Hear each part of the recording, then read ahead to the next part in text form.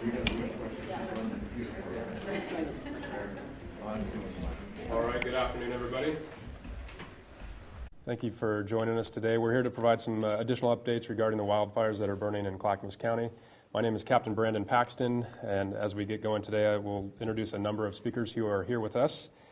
From the Southwest Incident Management Team, number 1, the Incident Commander Alan Sinclair, Oregon State Fire Marshal Incident Commander Lance Leidy, Nancy Bush, the Clackamas County Disaster Management Director, Dr. Sarah Present, Clackamas County Public Health Officer, and Sheriff Craig Roberts of Clackamas County Sheriff's Office.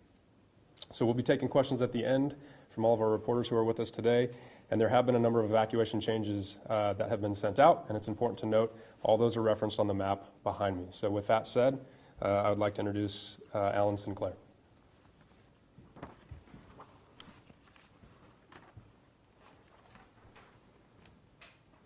Good afternoon. I'm Alan Sinclair, Incident Commander for Southwest Area Team Number 1. Our team was brought in a couple days ago, and it was on the day that the big evacuation took place. We were shadowing the local incident commanders at that time. You know, the experience that everybody went through prior to us getting here, the 72 hours of initial attack with very active fire behavior was significant. And I would like to just state that the leadership that I saw during that evacuation was very impressive. There's a lot of folks working together, and you know, it can be pretty confusing at first when you're kind of on your heels faced with a very significant fire event. What our team's doing now is working with the plan that was set in place by the initial attack resources and working with all the cooperators here locally that have input into the way we'll be moving forward. Some of those include the Oregon State Fire Marshal's Office, the Oregon Department of Forestry, the U.S. Forest Service, the Bureau of Land Management, Clackamas County Sheriff's Office, and then all the departments within Clackamas County, you know, fire and other public services. So we're working together now. You'll start seeing more information coming from the team, and we'll be talking about what the firefighters are doing directly on the lines. You'll start in the coming days to see some lines showing containment. But you know, that work started prior to us getting here, and I want to make that clear. You know, our team's coming into a situation where we're having a little bit more favorable weather, and you know, things are coming together. So the work that was done was impressive. The command climate during the evacuation was really impressive to me. I don't see that all the time. We're a Type 1 national team. We go all over the country. And so I just want to impress on everybody that the collaboration and everybody working together was impressive. So we'll be here for 2 weeks or so, working with everybody, and look forward to talking to everybody again. Thank you.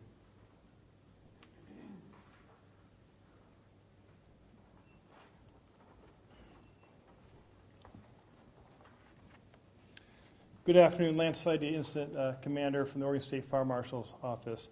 I'd like to just start out by thanking Alan Sinclair and their team coming in, the professionalism they have and the process that they provide. I have a lot of faith in their ability to help us with this fire.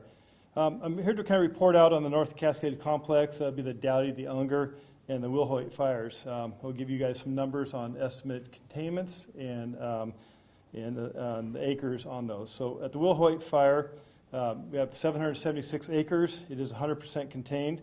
Unger fire, 378 acres, 100% contained. Dowdy fire, 1,500 acres, 20% contained. And the Graves Road fire is 45 acres, 20% contained. We are also in unified command, not only with the Type 1 team from the Southwest, but also with the ODF on a separate agreement on those fires I just read off. So this information is from the Oregon Department of Forestry. We had quite a meeting yesterday. As you know, resources are short throughout the state, and we were able to align resources throughout the state's needs for the structural protection piece.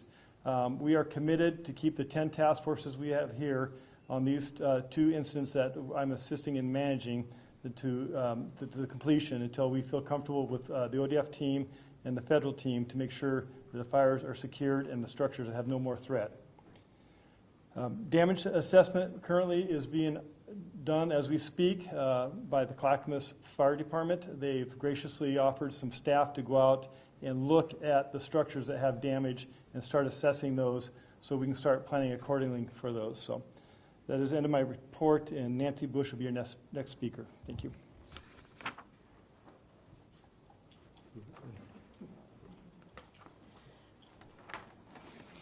Thank you and good afternoon. I am Nancy Bush, and I am the Director of Disaster Management here in Clackamas County. My first message to you is to please be safe. As you could tell, our visibility conditions are quite poor, which is also causing our driving conditions to be poor. So please make sure that you allow extra time if you're driving, and make sure that you're allowing extra stopping distances. And actually consider if travel is necessary. I'm also asking, if you live in Clackamas County, to please limit your water use. Every drop is needed for our firefighters to save someone's home. If you haven't already, please sign up for our public alerts. With the changing situation, go to the Clackamas County page at clackamas.us and use the prompts from there. Also check out our Clackamas County Facebook page and if you need help in signing up for our public alerts. Again, please be safe. And now I'm going to introduce to you Dr. Sarah President, who is with our County Health Department.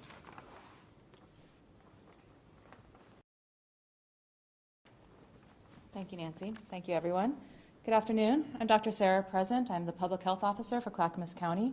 I'm going to talk briefly about the health effects of the air quality at this time. Right now, our region is experiencing the worst air quality in the world, and it's absolutely having an impact on people's health. The air is not just unhealthy, it's in the hazardous range. Everyone can have health effects from this smoke, and it's especially dangerous for our most vulnerable populations. First, I want to define the PM, or particulate matter. AQI, or air quality index, is based on many chemicals and particles found in the air. The current hazardous alert is now PM 2.5, which are particles of a size that are 2.5 microns or smaller. These are dangerous because they can get past our body's first lines of defense, such as nasal hair, and get deeper into the lungs than larger particles can. Those most at risk include people with underlying lung or heart disease.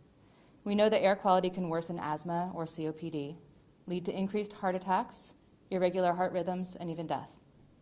The more vulnerable populations also include the elderly, generally 65 and older, pregnant women, and children. Elderly people and people with diabetes are more likely to have underlying cardiovascular disease that could be exacerbated by the poor air quality. Pregnant women's extra blood circulation and possible risk to the fetus are of concern. And children are particularly sensitive to smoke because their respiratory systems are still developing, their airways are smaller, and their breathing rate per their body size is greater than for adults. So the bottom line right now is please stay inside. Check on your friends, your family, and your neighbors who may be struggling. Listen and watch and get information at Oregon Air Quality Index or at airnow.gov. Thank you. I'll now introduce Craig Roberts, Sheriff of Clackamas County.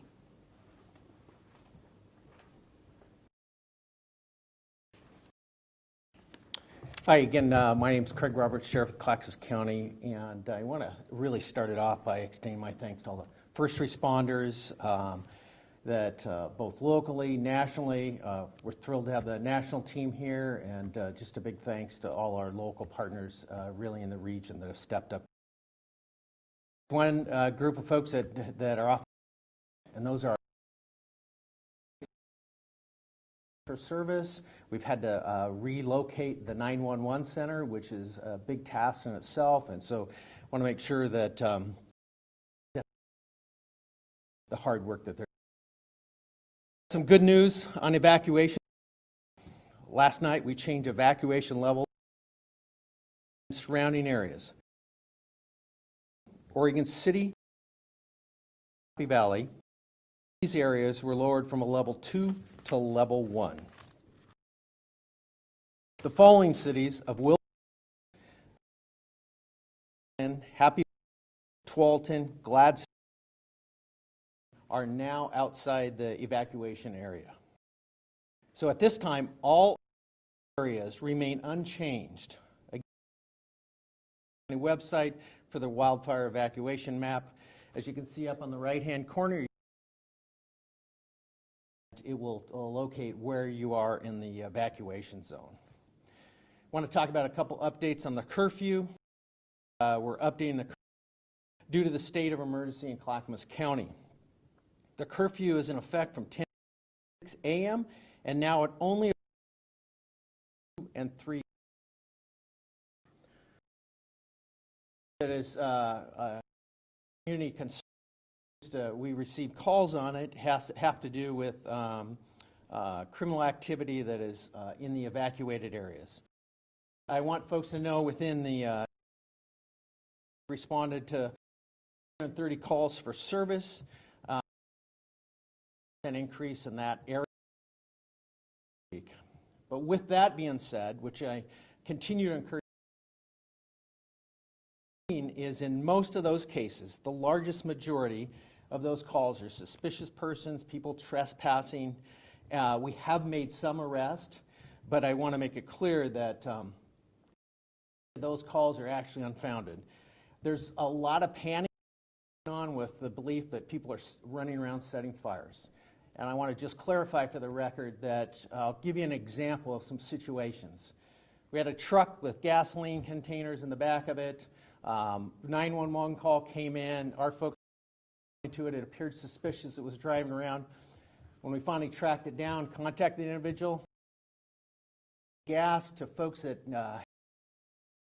they were trying to keep other things running.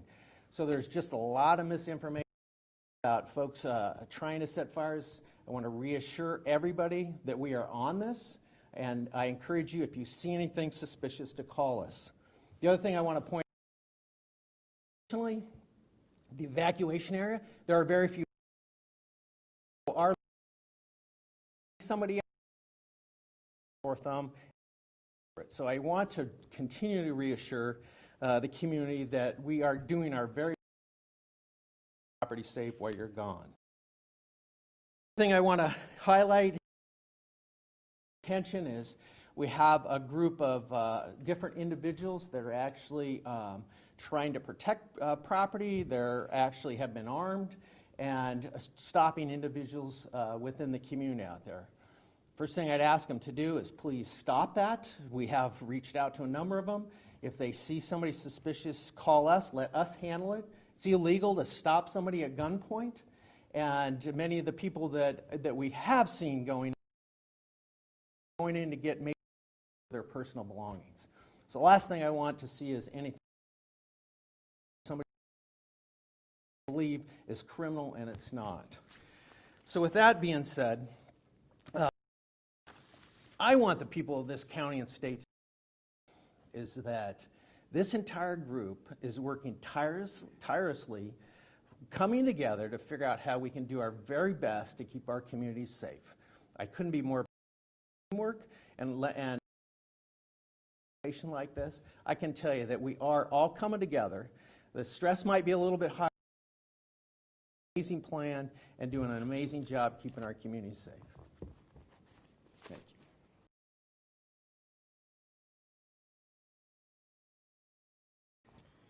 Okay, that concludes the presentations from our speakers. I would be happy to open it up to questions from Maggie from KGW. Hi, Maggie Vessa with KGW. I think this question might be answerable by a few of you. We've had some people asking about the level 3 zone, why those lines haven't been moved back, or some communities in that to 2 or zones. The science of that, or why, especially those on the outside. How about a representative from the overhead team, Lucas from our operations team, managing the Riverside fire, and then we can transition back to the sheriff for update information. Yeah, so thank you for that question, and the answer is pretty simple. You know, there is a lot of infrastructure and stuff that is damaged out there, so we have to make sure the roadways are cleared. There are weekends down. There might be and things that can be hazardous to the general public. You know, we're trained. We have just got out of a meeting. Folks talking about their infrastructure and stuff like that, and it would just be counterintuitive to go back into their homes when there could be live electrical lines to drive over and stuff like that. We've got to get all that infrastructure back up, out of the way, and taken care of before we can put people in there for their own safety.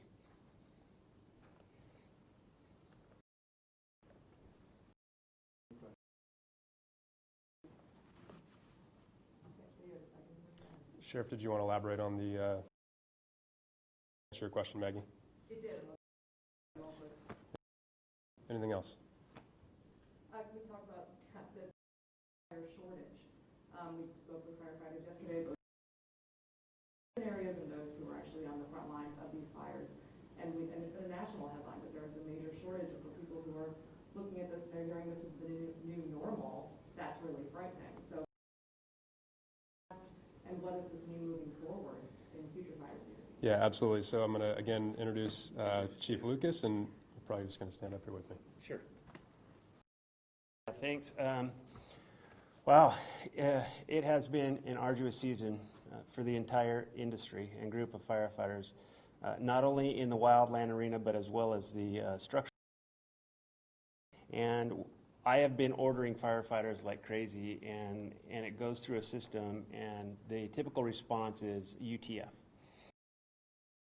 So we're literally out of firefighters and equipment due to the sheer magnitude of fires that are occurring in the western United States.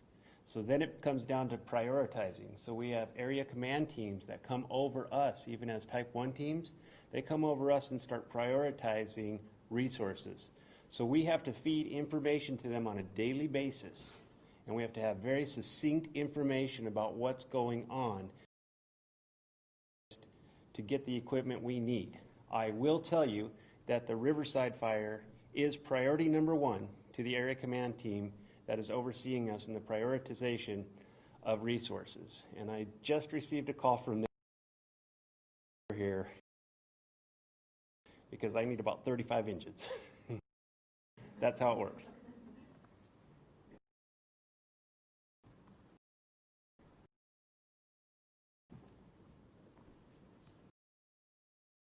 You know, we keep hearing that this is an unprecedented fire season. With our climate, should people be prepared for more like this in the future?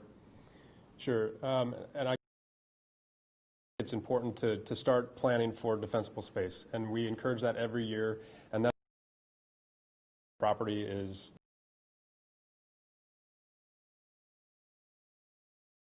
occur right in our back. And so really we're encouraging people to take those steps to prepare up off the ground, off of your away from the property. You know, we can't necessarily predict what's going to happen, but I think the steps we can take is preparation.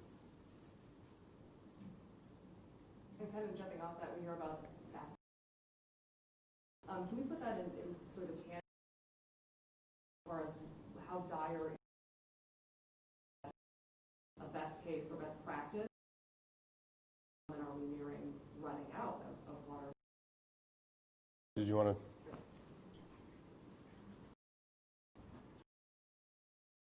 Yes, thank you for the question. I've been working with our firefighters, and there have been some issues with some of the pressure in parts of some of the. That's why we're asking everyone to conserve water as much as they can here in Clackamas. Watering lawns and that kind of stuff is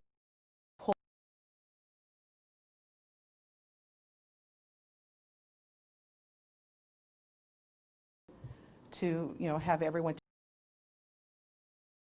water your lawn or do some other things, wash your car.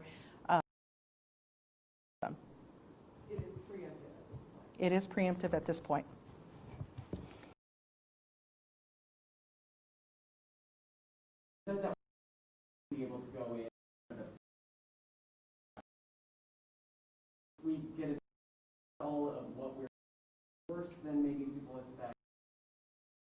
I think at this point, they're just now starting to go out and do that within this last operational period, so we don't have any updated information coming back to the field. So at this point, no, there's no way to know.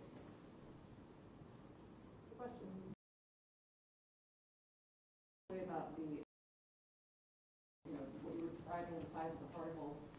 Right now, obviously, we're just thinking about COVID, what that means in the framework of the pandemic. Yeah, thank you. The fact that we have these devastating fires at the same time that we're in an active pandemic of COVID-19 is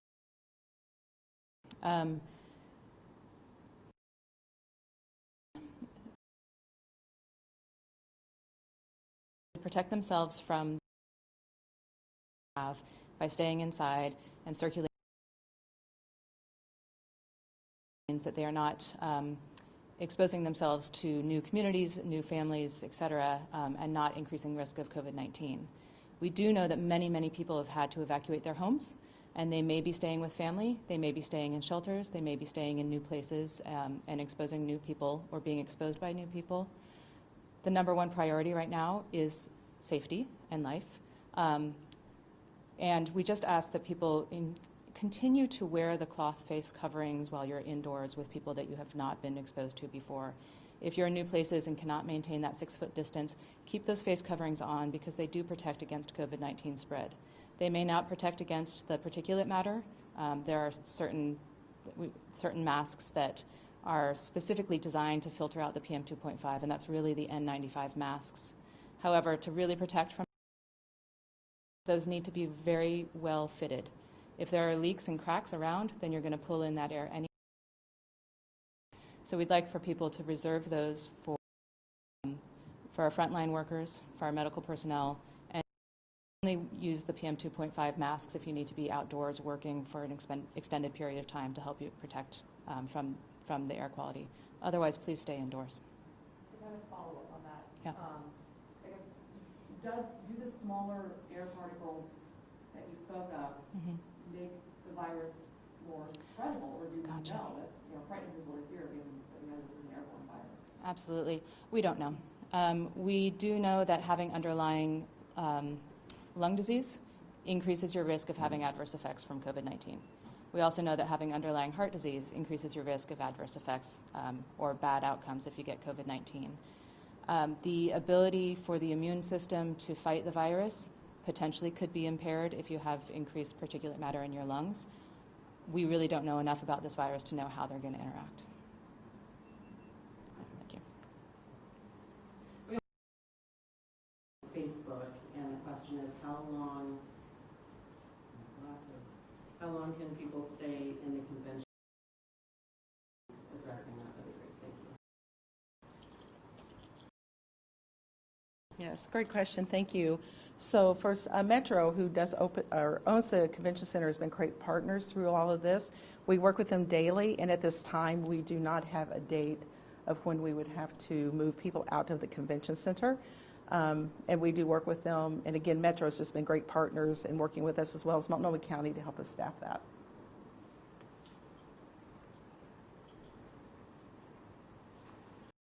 Maggie, it looks like you got a question. I'm sorry. It's okay. Sheriff Roberts, we've been getting a lot of questions about the 911 calls that you talked about. We've heard from people who are guarding their homes in level 3 areas because they are afraid of looters. And then we've also gotten a lot of questions about people you talked about who are armed and they're stalking people. And in those cases, we've been getting questions as to why it's said it's illegal, they're not being charged. So just your take on sort of that barrage of these conspiracy theories they've been called, and the panic that, as you said, it's created. So to answer the questions we're getting on social media, why aren't those people being charged? What's your take on that? And then just also your maybe thoughts to people who are staying behind to guard their homes because they are so scared. Yeah, I think first and foremost that I want to reassure folks that what we're doing, and we're not just control a little bit. I can tell you cities throughout Clackamas County, Multnomah County, and many other police agencies are coming here to help us step up that patrol to keep. When we're out there, I would say it is excessively heavy patrolled area.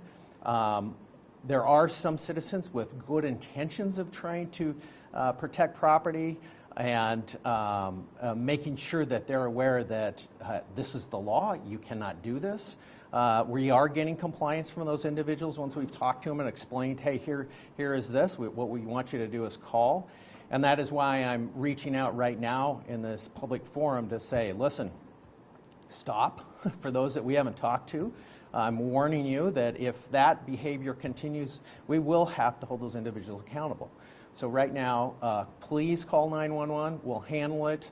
And the last thing any of us want is somebody, accidentally taking the life of somebody that is just trying to help out. And that's our concern. So once again, I want to reiterate that there's a tremendous amount of patrol out there. As I said, I've been out there myself personally.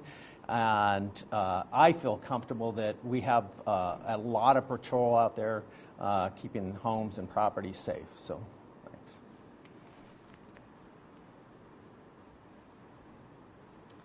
All right, we've got one more, time for one more question. Anyone else from the audience? We are getting questions also related to the evacuation levels and is it due to smoke. Obviously, as things change, we would encourage people to reference the map behind me at the Clackamas County website. That's going to be the most up-to-date and accurate place to find that information. And just to reiterate, there is no change in the level 3 evacuations. So as we close, I'd also like to leave us with leave us with the fact that we're humbled by the donations that are coming in. We are overwhelmed support and generosity.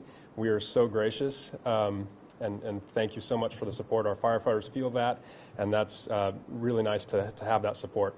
With that said, we can't take any more physical donations, so what we'd like to do is encourage people to donate financially if they can. And we have a great resource that keeps all those funds here within Clackamas County. That's the Clackamas Emergency Services Foundation, and on their website, cesf.us. It's a great location.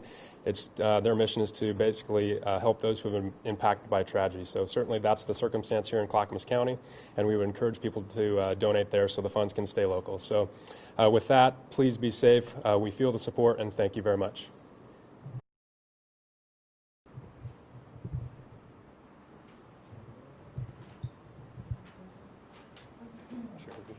Thank you. Thank you. Appreciate the mic drop. Did you lose the sound? Yeah. No, we're good.